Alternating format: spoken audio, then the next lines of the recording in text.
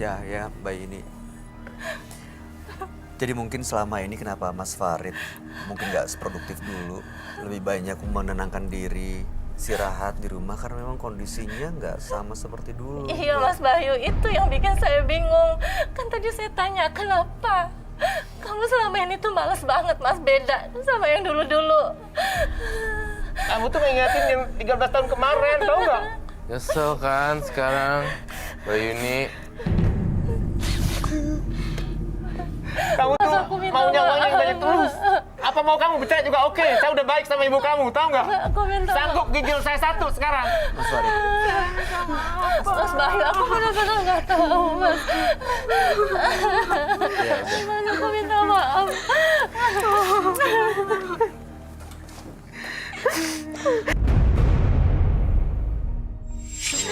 Oh iya tisu. Ya, Mbak Yuni, Mbak Nisa, ya ini kan sekarang ada satu fakta yang baru terungkap nih, yang mungkin selama ini menjadi rahasia Mas Farid. Apa alasannya 2 tahun, ada perubahan, ternyata sekarang tawan, udah, ya Berarti udah nggak usah tahu lah. nuntut lagi ya. Kenapa Aku mungkin minta lebih maaf banyak ya, Mas, istirahat ya. di Oke, saya rumah? maafin ya, Isa. Kamu jangan lagi marah-marah depan umum gitu ya. Ya udah, Mas Farid juga sabar ya, Mas Farid juga sabar ya. Saya udah cukup sabar. Iya. Jangan pernah lelah sih, sabar. Oke. Ya, sekarang mudah-mudahan dengan kondisi seperti ini udah sama-sama diketahuin. Ya, jangan pernah kepikiran terlintas lagi soal kata cerai ya Mbak, Mas. Dan juga terutama Mbak Nisa. Mbak Nisa beneran deh, Mbak Nisa akan nyesel sekali.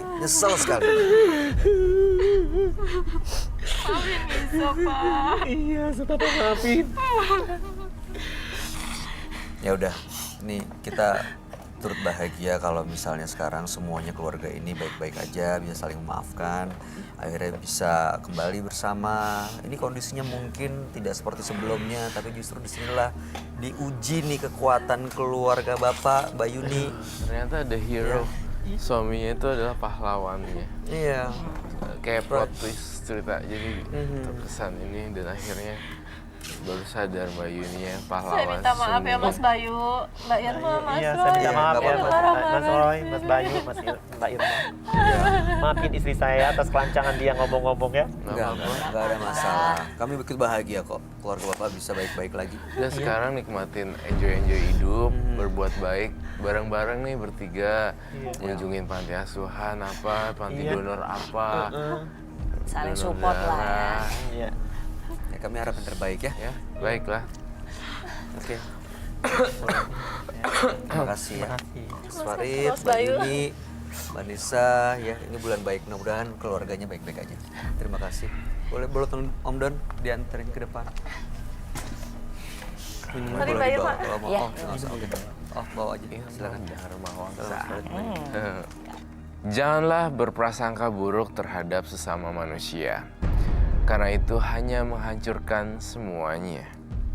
Berikutnya akan hadir seorang pria yang dituduh mencelakai orang lain karena hutang. Malam hari ini kami akan panggil dia dengan nama samaran. Kami persilahkan Yudi.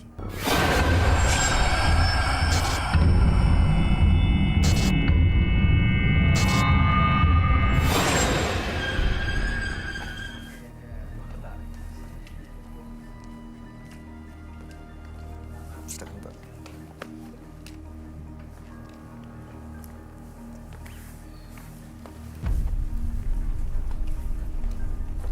Selamat malam Pak Yudi. Selamat malam. Benar ini Bapak mau mencelakai orang lain menurut informasi yang kami punya.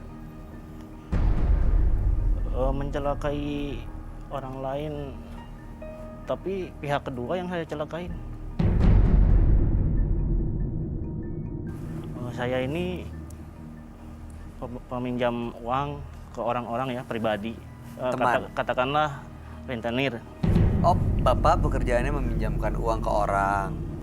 Rentenir berarti bunganya Rentenir. tinggi dong ya Ada biasanya. bunga yang tinggi, ada pemaksaan gitu-gitu ya untuk menagihnya ya. Iya. Oke, terus? Ini teman saya ada yang minjam sebesar 25 juta. Dia harus mengembalikan berarti kan 30 juta. Berarti berapa persen tuh, Wei, bunganya? 20. 25 juta 20. kembali Itu selama berapa lama target harus dibalikinnya? 6 bulan. Terus sudah dibayar? Belum sama sekali, sepeser pun saya belum terima uangnya. Kata dia kan untuk modal usaha. Saya tahu juga usahanya, tapi entah kenapa suatu hari dia bilang bangkrut usahanya itu. Saya tagih ke rumah, digembok. Saya tagih di rumah, saya ketok-ketok juga nggak ada orang, keduanya. Ketiganya juga sekalinya ketemu, dia bilang belum ada uang katanya. Seperti itu. Tapi Bapak nggak tahu uangnya digunakan untuk apa gitu? Dia bilang sih untuk usaha. Iya, tapi hanya dengar dari omongan, dari ceritanya aja. Iya.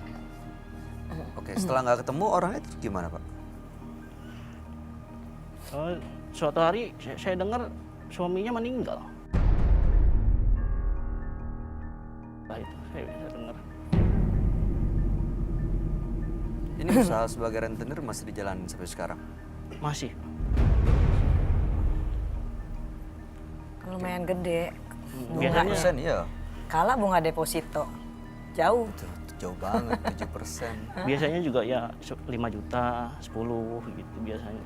Ini karena teman sendiri kenal, jadi saya berani ngasih 25 juta. Oh, biasanya Bapak nggak minjemin sebesar itu? Iya, betul. Oh, oke. Lalu harapannya dengan datang ke sini untuk apa? Ya uang kan belum diterima sama saya sepeser pun. Saya mau minta ke istrinya dong yang masih ada. Terus dibayar? Tidak, dia bilang juga dia masih ini, sekarang statusnya janda, usahanya juga bangkrut. Saya harus bagaimana lagi? Jadi gimana dong? Diikhlaskan gitu? Tidak. Saya buat perjanjian sama istrinya itu, ya sudah. Istrinya juga cantik sih. Ya saya mau sama dia. Oh, serem. Takut. Untuk bayar utang? Untuk bayar utang ya. Untuk beberapa kali sampai lunas gitu. Jadi Bapak maunya kayak gitu? Iya. Harapannya seperti itu? Oke, kami akan ajak si Bapak istri ya. itu nggak mau gimana? Nah itu dia, ini kita akan tanya tanggapan teman kami ya, sahabat kami mungkin bisa memberikan ya pendapat dan juga memberikan saran apa yang dilihat beliau dengan kasus ini ya, tentang kasus ini. Kami akan ajak Pak Yudi untuk langsung bertemu dengan sahabat kami, dia adalah seorang indigo. Kami persilakan Roy Kiyoshi. Sebelumnya, tim Mata Batin sudah memberikan tanggal lahir dan nomor rumah partisipan kepada Roy Kiyoshi. Dengan mata batinnya, Roy akan membaca berdasarkan angka yang kami berikan.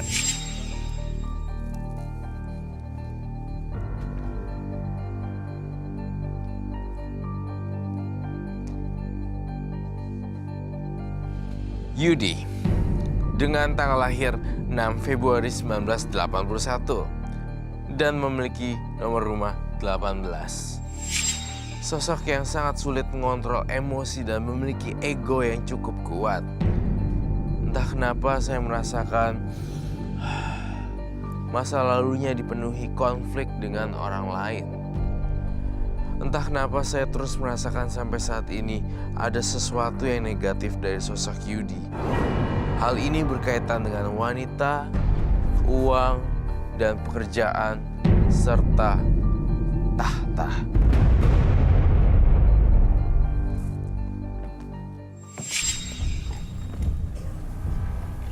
Malam. Selamat malam, Roy. Silakan duduk semua. Terima kasih.